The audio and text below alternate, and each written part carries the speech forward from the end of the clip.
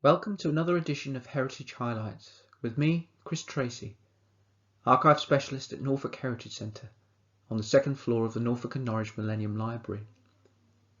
Today, to coincide with Refugee Week, we consider a very special book from our collections, one which sheds light on the contribution made by Norwich's strangers, those immigrants from the Low Countries who, fleeing persecution for their Protestant beliefs, came to make a new life in the city in the years following the mid-1560s.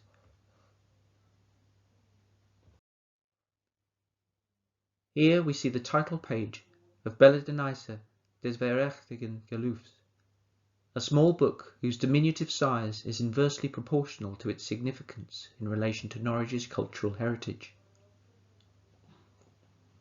It was printed in 1568, 3 years after the arrival of the first strangers, who had responded to a public letter issued by Elizabeth I, in which she referred to the desirability of 30 Dutch weavers coming to the city to boost its textile industry.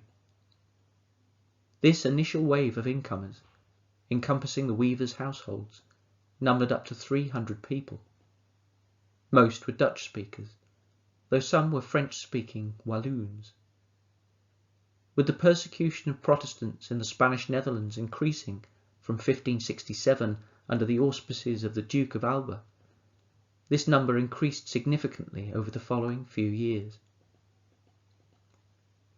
The Belijdenisse is a translation of a Protestant confession of faith from Switzerland, printed in Dutch for members of the strangers' community. The title translates as a confession of the true faith.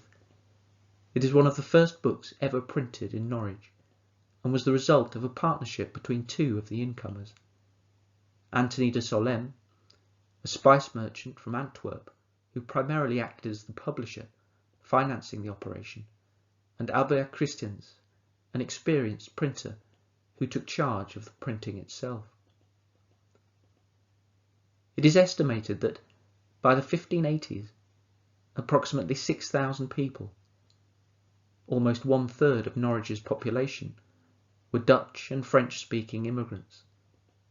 Among their number, besides weavers and printers, were merchants, doctors, goldsmiths, clockmakers, and gardeners.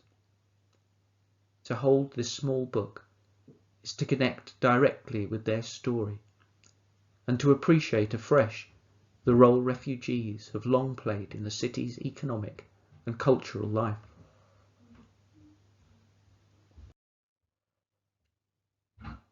To discover more about Norfolk's history as a place of refuge, visit the Havens East online exhibition, which uncovers the forgotten stories of Basque child refugees who sought sanctuary in Cambridge and Norfolk during the Spanish Civil War. Relevant resources for educators can also be found via the websites of the wonderful Norfolk Schools of Sanctuary Initiative and Norfolk Record Office. Thank you for listening.